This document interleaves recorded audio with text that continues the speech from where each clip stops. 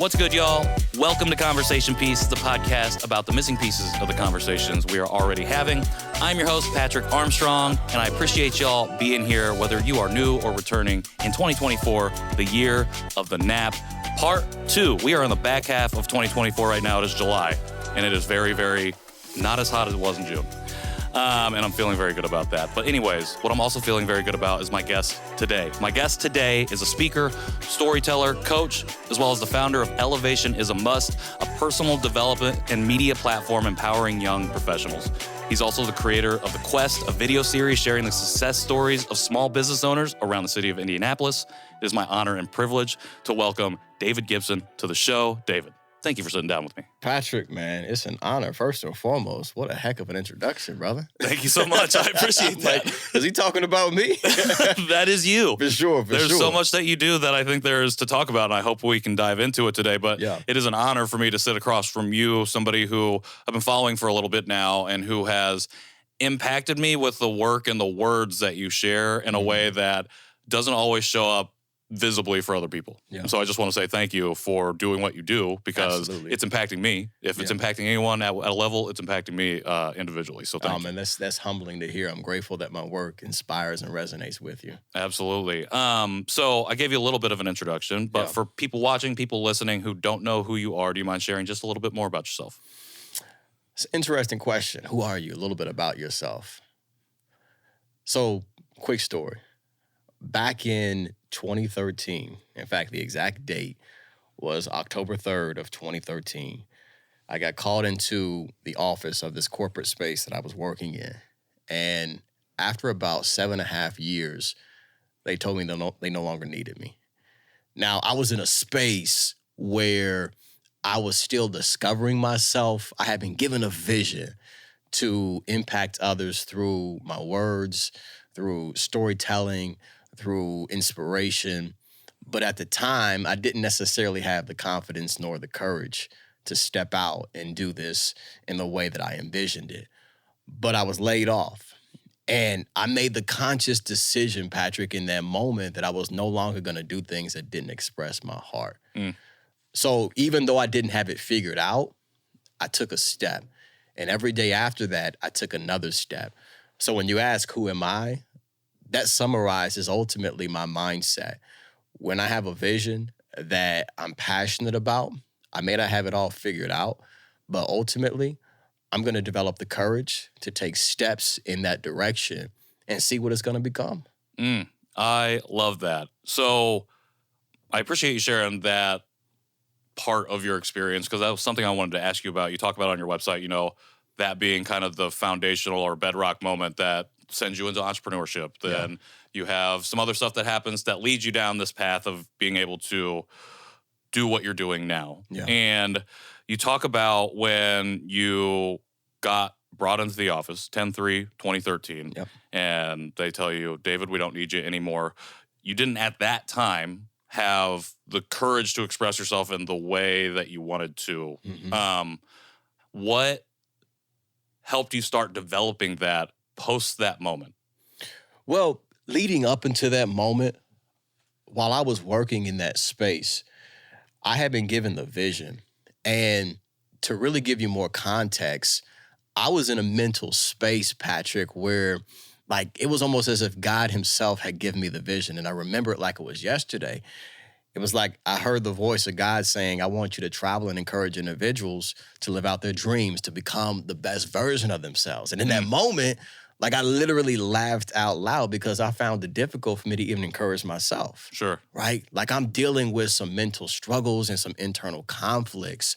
So I'm navigating these mental health challenges. Right. And over an extended period of time, as I became more of who I truly am, and I began to rise above those internal struggles, I would just share my experiences with others, right? I would share the insights that I was gaining from those experiences. And I found out that people were listening, right? Because my internal struggle, in many cases, I felt insecure.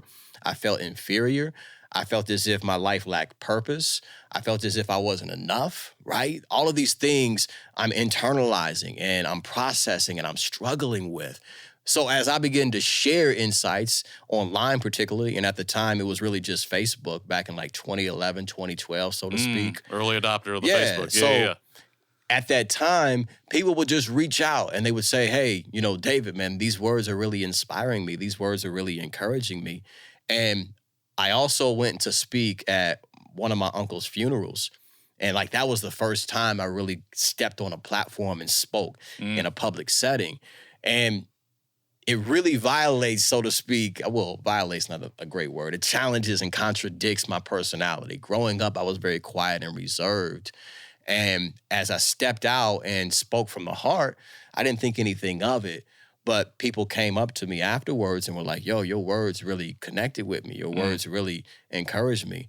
And after that funeral, I got invited to speak at another event, right? So I'm like, here it is.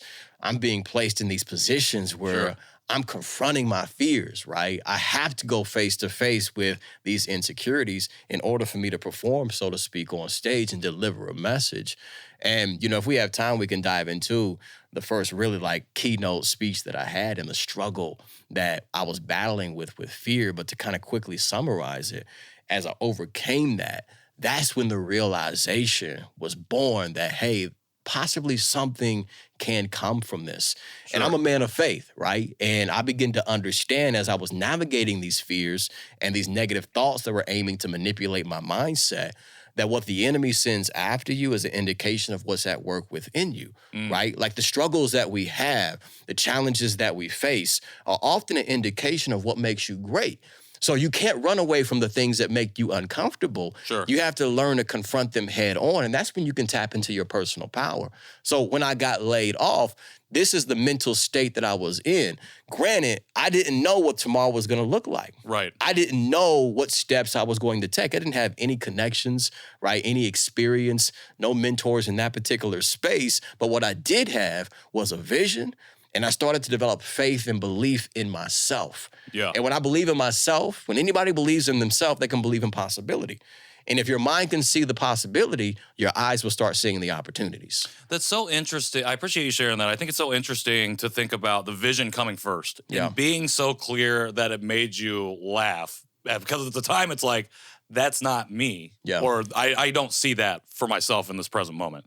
And yet, for whatever reason, post layoff, you were tapping into the vision. Yeah. Does that become, was it always clear to you what that looked like?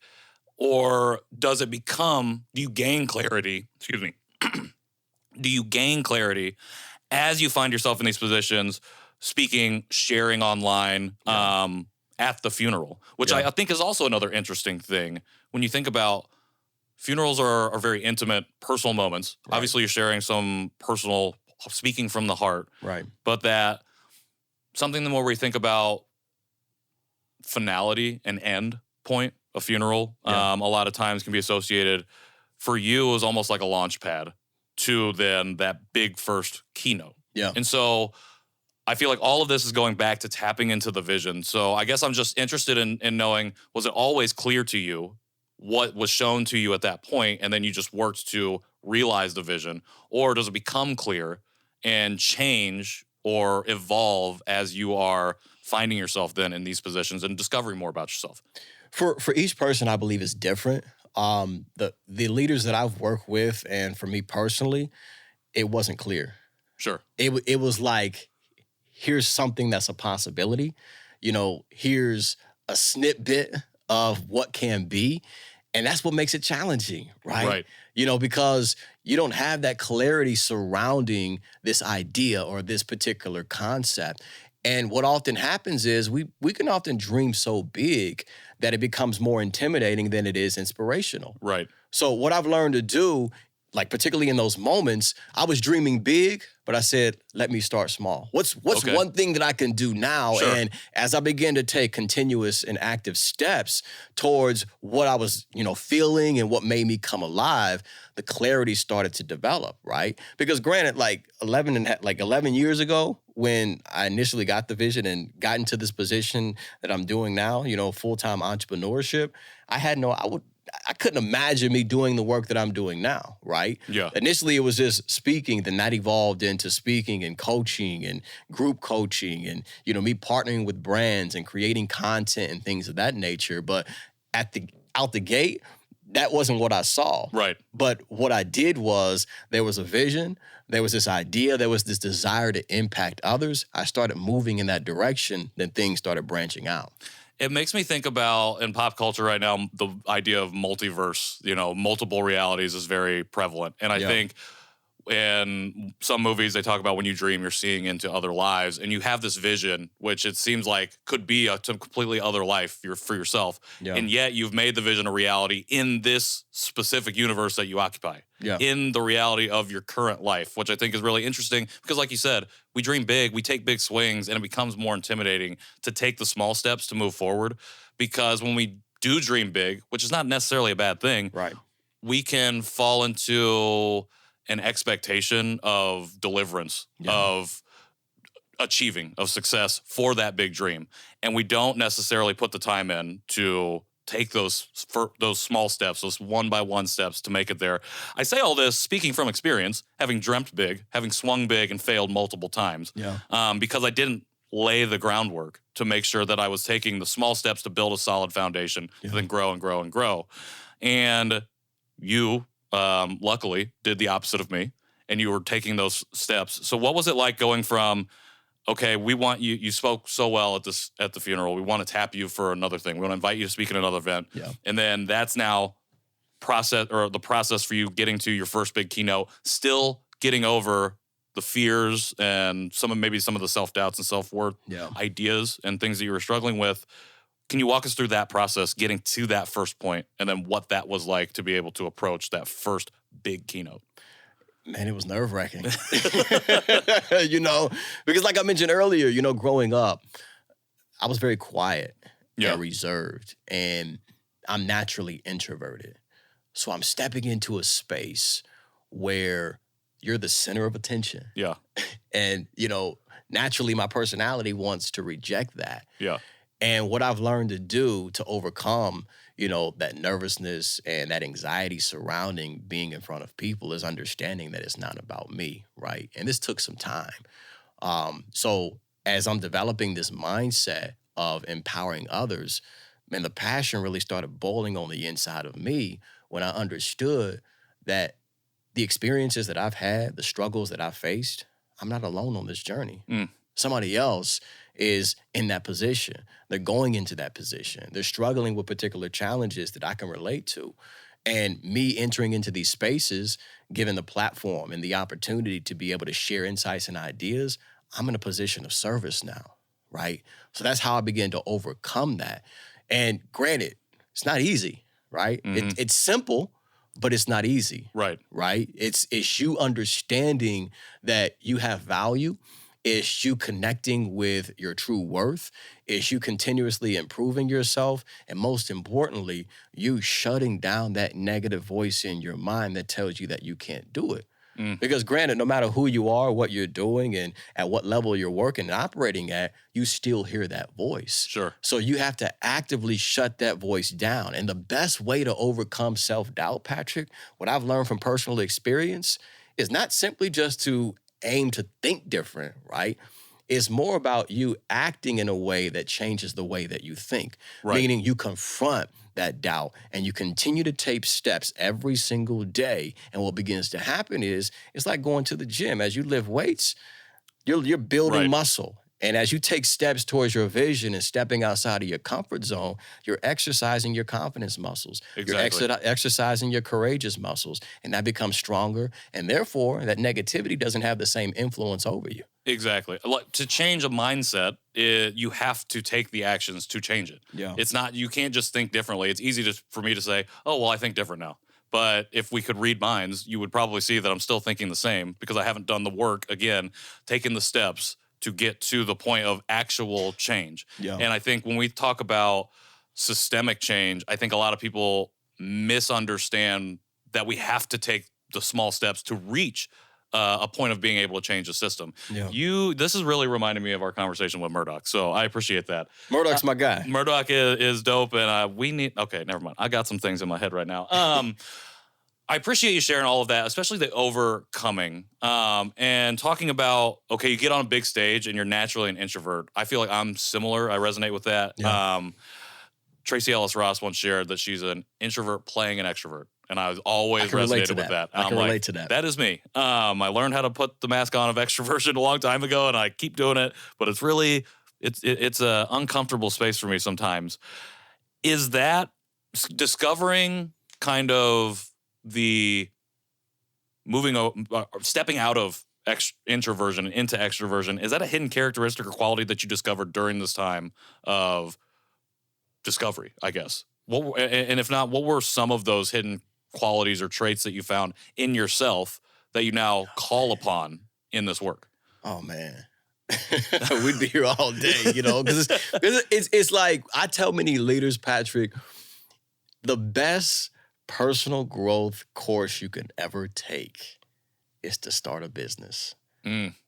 Because it forces you to confront yourself, every aspect of who you are, your mindset, your beliefs, the story that you're telling yourself, the trauma that's often operating in your mind, right? And from your past, your insecurities, your tendencies, your habits, your environment. It forces you to really confront everything about you, right? So the qualities that I've learned to adopt over the years and from experiences, the list can go on and on, but as I'm thinking right now, really faith. Okay. Having faith is one, which is critical to be able to connect with something that doesn't physically exist. You know what I mean? Yep. Like Yep. when you have faith, it's ultimately you believing in something that contradicts logic or reasoning, or in some cases, your senses, meaning Sure. I can't see it, touch it, taste it, feel it, so to Right. speak, right? And faith is the substance of things hoped for and the evidence of things that is not seen. So you being able to continue to remind yourself of what's possible when it contradicts or your environment or your certain current circumstance contradicts that's a challenge. Yeah. It's a challenge, right? But ultimately, I tell many leaders, never downgrade your dreams and your vision to fit and match your reality. You should always upgrade your mindset to match your destiny, right? And what I mean by that is you have to actively work to be intellectually involved with your vision and emotionally invested, right? What I mean by those things, right? I don't mean to turn this into extrapolate. You know what I mean? love it. But to be intellectually involved, I know exactly what it is that I want, right? I've developed some level of clarity. I may not have it down to a T, but this is the direction. This is my intention. Yeah. This is where I'm going.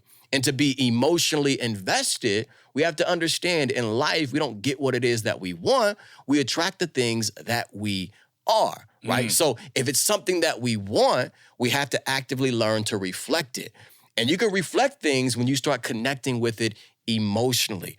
I cannot start attracting success if I'm operating in a fearful mindset, if I'm angry, if I'm upset, if I'm constantly disappointed and discouraged. That's not operating on the same frequency as my goals and my dreams. I have to be emotionally invested, meaning I have to start becoming the type of energy that I'm aiming to attract. I've got to operate with a successful mindset. I have to maintain a positive attitude. I have to be a forward thinker, right? I have to look beyond what is so I can connect with what can be, right? In the book of life, Paul talks about, I'm going to call for things that are not as though they were. So when I say emotionally invested, actively working to prime yourself for success every single day. That's faith. Faith at its finest. That's one thing. We can go down that avenue. But also time management, man. Yeah. Partnering and creating strategic alliances and collaborations, right? And connecting with people. Because in business, people do business with those that they know, like, and trust. Sure. Right? It's not even about being the best in many cases. It's about making those right connections and providing, a space to give value, right? And build a relationship. Building relationships, right? So these are things that I've learned over the years, and experiences have taught me this. 100%. I appreciate you sharing that. Again, making me think a lot of my conversation with Murdoch, but you talk about networking, strategic thinking, all of these things that can be like skills you develop. Faith is kind of like that bedrock thing. Yeah. And that skill, that hidden quality or trait that can drive everything else. And it makes me think of something Murdoch said. It's like, if you can answer these 3 questions, who are you, what are you doing, where are you going? Yeah. Those 3 questions lead to 30 seconds more of conversation, which leads to 30 more minutes of conversation, which then leads to 30 more days of relationship building, which can lead to a genuine relationship with your purpose in life. When you start to have that conversation, when you start to answer those questions. And I love this concept that you talked about for faith of being like, seeing what's ahead so you can focus every day on reaching towards what's ahead. Yeah. And then also understanding that there's stuff behind you, the stuff in your past, the traumas or whatever it might be, that is informing your current present. That makes what steps you take to get to the future all the more important because you're informed by your history, right. Whether it's your own personal history or the history and lineage of the community that you come from. There's things in your past that inform what you do in the present to get to the future. Mm-hmm. I think we can get caught up, and again, speaking from experience of being in the past, thinking too far ahead, not being present in those moments. And so I really appreciate you sharing that because I think having it kind of broken down in almost a scientific way of like, this is how this can work for you if you want to overcome these things, I think is so important for people to hear. And so I appreciate you sharing that. And can I add to that? Absolutely. Because you bring up a very valuable point. Yeah. Because I think this is a pain point that many leaders often face when it comes to them aiming to level up their life or in some cases completely reinvent themselves. And to kind of paraphrase it, I'll say it this way. Most people base their level of ambition on 3 things. Number 1, their current capabilities. Number 2, their current competencies. And then number 3, their past. But catch this, Patrick. They fail to recognize that all 3 of those categories can be changed and improved. Now, hear me clearly on this, okay? All right. You may say, well, okay, D1, yeah, I can improve my current capabilities, right? I can learn new skills. I can acquire knowledge. I can improve my current competencies. But how can I improve my past? How you can improve your past is by you changing the meaning and the interpretation that you attach to your experiences. Because for so many of us, we've made mistakes, we've been rejected, we've had setbacks, we've experienced trauma, and we've created mental blockages, right? Mental limitations within our mind that tells us what we're capable of accomplishing, who we are, where we can go, how much money we can earn, who we can be around, right? The things that we can achieve. Mm-hmm. Failing to recognize, catch this, brother, like the opportunities are out there. For those tapped in right now, like there's something that you want, there's something that you desire, I can almost guarantee you it's within your grasp, but you're missing it because of the story that you're telling yourself based upon your past experiences. And we have to understand the story that you tell yourself about yourself carries the greatest influence over your life.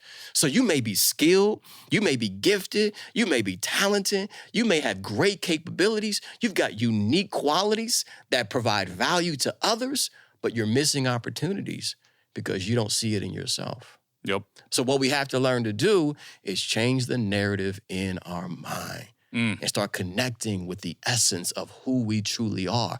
That's when doors begin to open up. I love that. So we just talked about relationships with other people that you build. And this is the relationship with yourself. And so like if you can, like you can, like you said, you can do those 2 pillars, capabilities and competencies. Yeah. The past is, again, intangible. And this is something I talk about a lot in like the adoptee community is like mindset and narrative shift is intangible. So it's hard to see. And it's hard to change because you can't quantify it. And so people are like, we're just going to move past this because I don't get that. But you can, and I've learned this through therapy, like doing the work to address that and change the relationship that you have with not just your past, but yourself is so important because, again, like you just said, it allows you to tap into your full humanity. Mm-hmm. I'm operating in a place where I'm the most whole version of myself that I've ever been. That doesn't mean that I'm not moving towards an even more whole version of myself. Yeah. But I've only been able to reach that because competencies and capabilities, I got those on lock, but the relationship I have with myself and the past version of myself only truly changed, not when I started to accept that person, but when I found love for that person. And that took a lot of work because there were a lot of times where I felt like I'd reached the mountaintop. And you think about a success, we talk about big dreams and big swings, and then you start to fall into complacency, not take the steps every day to continue working. When I got back in, when forced into the position of taking those steps, coming to the realization that, oh, I thought acceptance and love were the same thing, but that's not the case. It's like I have further to go. Yeah. And so I really love that you said that because, again, it takes me to my next question, which is this whole version of yourself. In one of your books, you describe it as you describe the world as needing more people who have come alive. Yeah. And so when I think about this conversation that we're having right now and how you tap into your full self, I think about that phrase. Yeah. And so I think we've defined it a little bit, but can you define how someone comes alive in that way and how you have found yourself fully alive or coming alive every day in this work that you do, which will then take us to the next thing that I want to talk about? That's a packed question. It is a little bit. It's loaded. So let me begin the answer by saying that quote that you just mentioned came from Howard Thurman. Now, Howard Thurman, in many ways, was Dr. Martin Luther King Jr.'s mentor. And I was tuning into one of his lectures. He's a great, phenomenal philosopher, a theologian, brilliant man. Really provokes thought when you listen to his lectures. But as I was tapping into one of his recordings, he said, don't ask what the world needs. Because I messed up, had a brain fog. You're good. That's what we got the editor for. He said, don't ask what the world needs. Ask what makes you come alive. Because what the world needs is more people who have come alive. Now, to answer the question that you're asking, envision, just picture for a moment with me, a world where everybody is operating in their gifts and pursuing their passions, living their dreams, right? Doing the things that make them come alive. Like, imagine the type of world that we would be living in.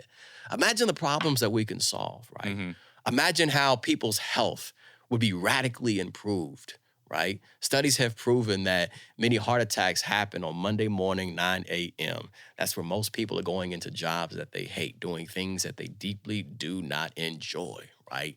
Imagine how we can solve issues in the world in which we're living, right? Imagine how families can be enhanced because mom is doing something that she loves and dad is pursuing something that he's passionate about. That's the world that I envision, right? That's the world that I believe we can become. And that's why I do the work that I do, because I'm a firm believer that all of us, we have a purpose. Of course, we have passions, but I believe those passions have a purpose that's attached to them, meaning we can take the things that we love and enjoy and make them impactful to others.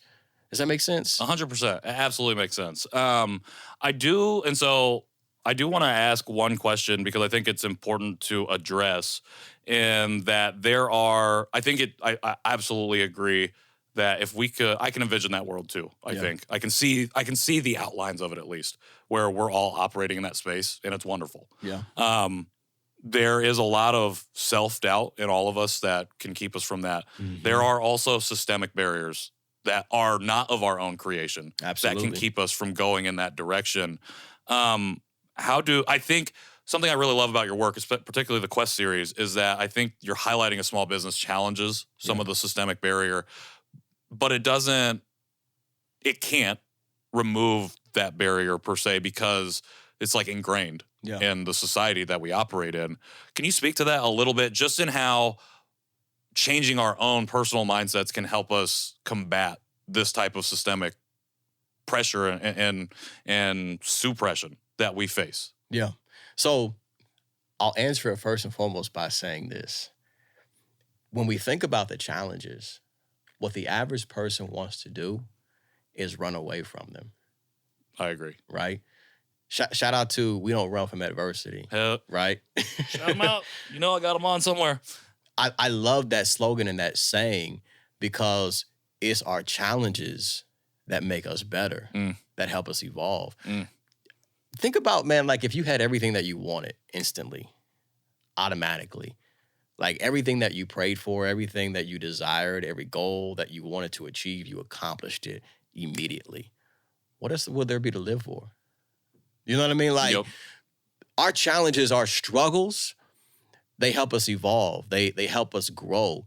And in many cases, they bring us fulfillment, especially when you rise above them. And they bring us fulfillment because it's not about what we do, but it's more about who we become. And it's our struggles and our challenges that help us become who we were destined to be. So when we talk about the systemic challenges, I believe as leaders, we should face them head on. Of course, it's not going to be easy. It's not going to be difficult, but just because it's difficult doesn't mean it's impossible. Right. We have to have the courage to step into what makes us uncomfortable. Don't be afraid of the things that make you uncomfortable. Accept the challenge to expand your capabilities. And I believe this is what makes the journey and the quest, so to speak, well worth it. Yeah. When you look at what you've overcome and how you've grown and how you've evolved and what you navigated through, what you got knocked down by but bounced forward and figured out how to rise above, that's what helps us bring that fulfillment that we deeply desire. And we hold that in our hearts. And like I mentioned earlier, most importantly, it helps you evolve into everything that you were destined to become. And it's who you become that impacts the lives of others. I love that, especially this call in for leaders to face these systemic challenges head on. Yeah. I think we can reach leadership positions sometimes and forget that. And we can put it then on the people in our communities who we're supposed to be helping to then face the challenges while we have achieved a level of privilege that allows us to maybe not run away, but step away, even though we might not say that that's what we're doing. Because in many cases, it doesn't directly impact you. Exactly. Yeah. Exactly. And I think it's important for people to understand that even when you reach a leadership position, even when you get the seat at the table, you have to continue to confront that as the leader. Set the tone, be the model for for the rest of your community to follow in your footsteps and to not just follow you, but join you on the front line. Yeah. Become a more whole version of yourself so you can lead the community that you're a part of to resist that systemic barrier. I appreciate that. Yeah. Rising above the challenge, I love it because that is I'm pretty sure the ethos of your business. Elevation is a must. Yeah. Yeah. Talk to us about that. How did everything coalesce into this idea and how did you bring it to fruition? So, I mean, going all the way back to when I got laid off, right? I had already came up with the concept elevation is a must. And ultimately what that means is every ceiling that you bust through is going to become the floor to your next level. It's all about you constantly evolving and becoming a better version of you. Because like I mentioned earlier, what's most important is not what we do. What's most important is who we become. We don't do success. We become successful. Right? Success is an inner process of becoming. So we can't become something greater unless we actively work at improving ourselves, our mindset, our practices, our habits, the environment, the story that we're telling ourselves. That's what Elevation is a Must is all about. So when I got laid off, the vision that I had was ultimately, I want to be a professional speaker. You know, I want to be in a position where I deliver keynotes. I want to move people with the words that I speak. And that evolved over the years. Like I mentioned earlier, I didn't have it all figured out, right? But ultimately, there was this driving force and this desire to connect and impact the lives of others because I know where many people are at, whether it's anxiety, depressive thoughts, suicidal ideation, challenges that they're facing, giving up on their goals and their dreams. I've been there, right? But I also understand that each and every single one of us have a personal power that's at work within us. We just got to connect and tap into it. And I figured out how to do it for myself, and I wanted to share this with others.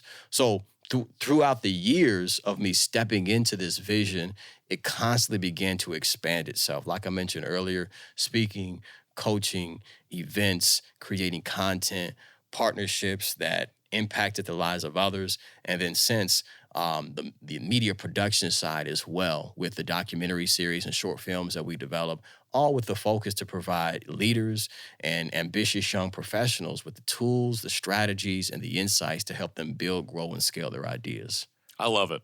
I love it because it really taps into the ethos of the year of the nap for the show. It's been all about community. If you listen to every conversation that we've had, some form of conversation about community has come up. Either how you build it, how you find your way into it, how you create it, how you like needle it down to like the people that you might be a part of a community, but really finding your people to be able to like hit your stride, become that whole version of yourself. And I love hearing you just talk about passionately taking the dream and vision that you have and expanding it beyond just yourself. Because you said earlier too, the big realization was it wasn't about you. It was about this big picture that you're a part of. And the only reason that you can have that realization is because you've done that work internally to understand yourself, to become secure in yourself, capabilities, competencies, and the past, becoming just developing that relationship. I think it's fantastic. I'm trying to think of all of these different words to describe it, to share, because again, these messages I think don't always land with people or stick. And I think the work that you've been doing as I've been following you these past few months is the consistency creates stickiness, if that makes sense. The consistency requires people to come back. And so metrics, vanity stuff is what it is. As we navigate social media, it's a thing that you want to put on your decks to get dollars or whatever, to show people why they should work with you. What I noticed about your stuff is like the things that you're doing and the content and the engagement that you're seeing isn't fake. It's I've been thinking about that organic growth for the show. I want to achieve something of what you've created for yourself.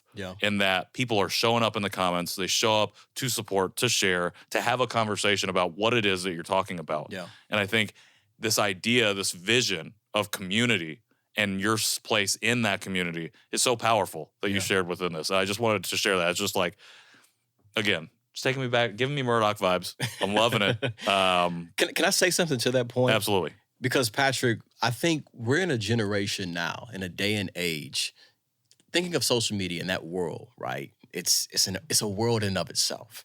And I think a struggle that this generation often battles with is really aiming to simply just get attention. You know what I mean? Like in many ways. And effective leaders, truly impactful leaders, that's not our goal, right? Our focus is not to get attention, it's to develop respect. There's a difference between attention and respect, right? Attention is given, but respect is earned. Now, granted, you can get attention instantly, but it's short-lived. When you acquire and gain respect, there's longevity in that. And respect comes from you showcasing your character, continuously adding value, and like you mentioned earlier, authentically displaying that you care. That's the driving force behind the work that I do. Because granted, if it was about me, I would have given up a long time ago. You know, you find a sense of power when you attach something to a purpose that's bigger than you. Like you tap into a strength that you can't create on your own. Because there's going to be times when we're talking about entrepreneurship, you're going to question yourself.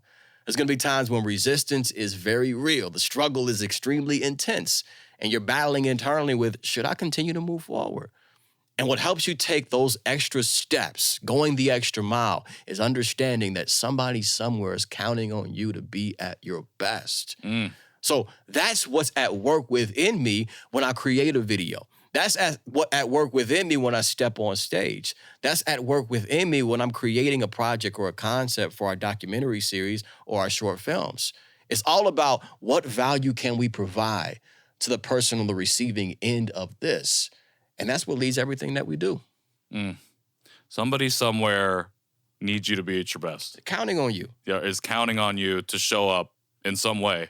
I love that because... Well, think about this. This is a question I constantly ask myself. Okay. And sorry to interrupt. No, you're good. Go for it. But I think this is a question that all the leaders that are tapping in right now can truly find value from. Ask yourself, in those moments, when you feel like quitting, when you feel like giving up, who misses out because I don't show up?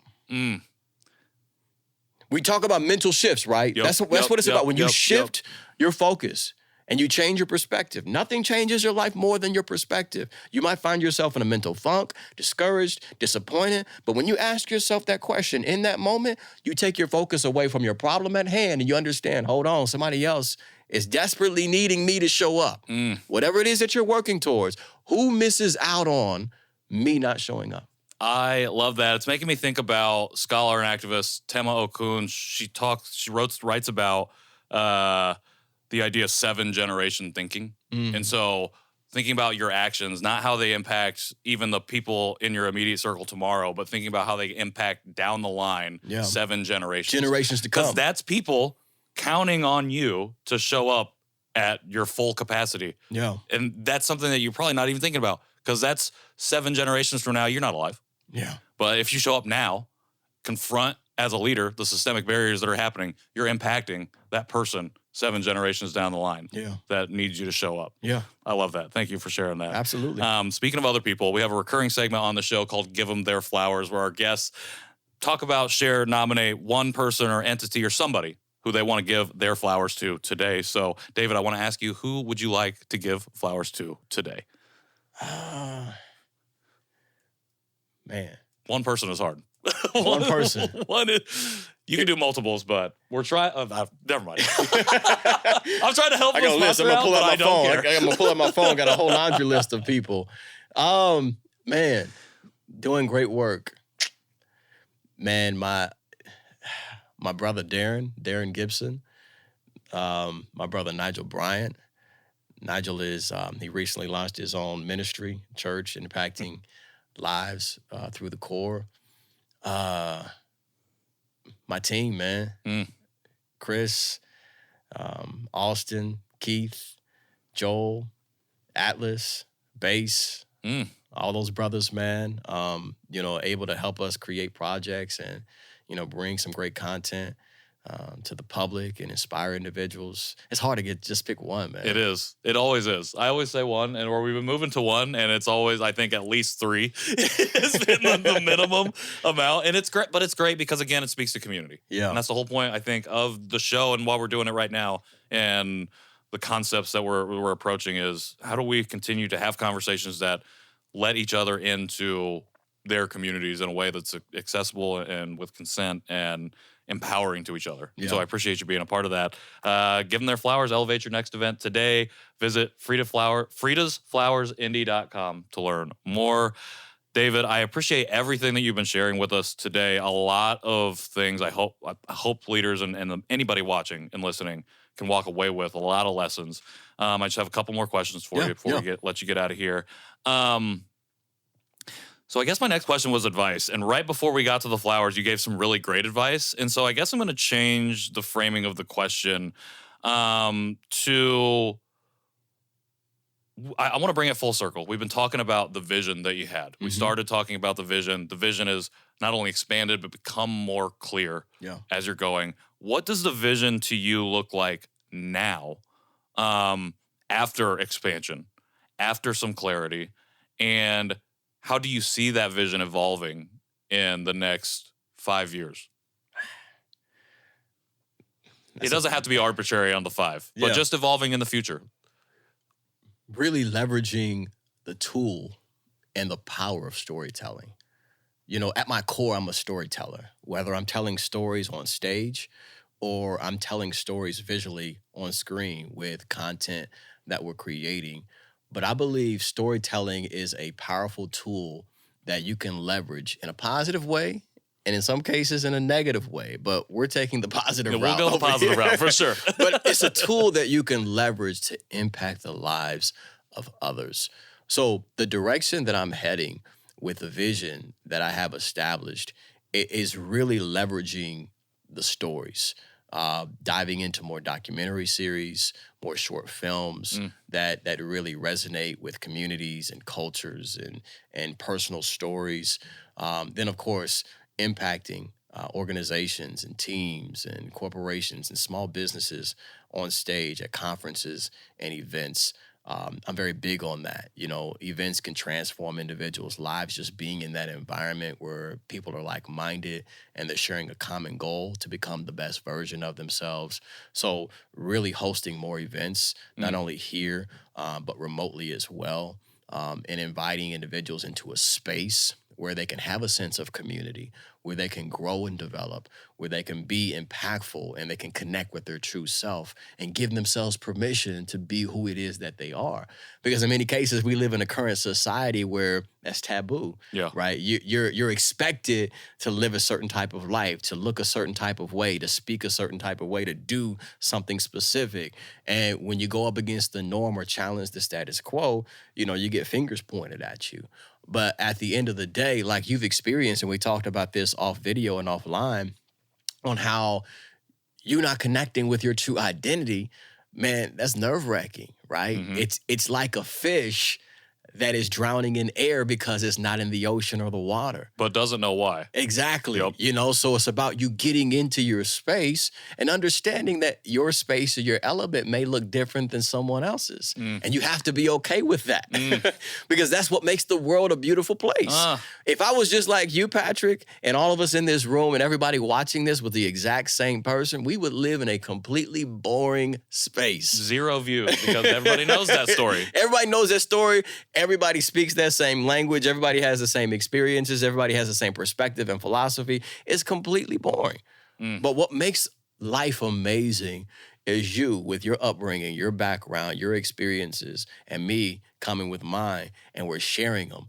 And even though they may not be identical and completely aligned, I can learn from you and you can learn from me. I can be inspired by you and you can be inspired by me, right? And I believe in the world in which we live, when you talk about the political challenges that we face, you know, you talk about all these different challenges in different sectors, so to speak, right? Everybody wants everybody to think like them. And that's not the reality of the world in which we live, right? It's about embracing our differences. It's about us understanding who we are and giving ourselves permission to express the uniqueness that lives at work on the inside of us. So that's where we're going, brother. That is beautiful. I love it. There's no other way that we could end the episode other than that incredible, incredible piece. We're going to clip that out too as well. Last thing before you go, how do we find and follow you? How do we support you once this is out in the world? We're offline. We're looking for ways. How do we find David Gibson? How do we see the quest? How do we do all the things? How do we tap in with you? So we'll go through the line of it. elevationisamust.com. That's my website. Take advantage of all the free resources that are available there. Subscribe to my growth newsletter.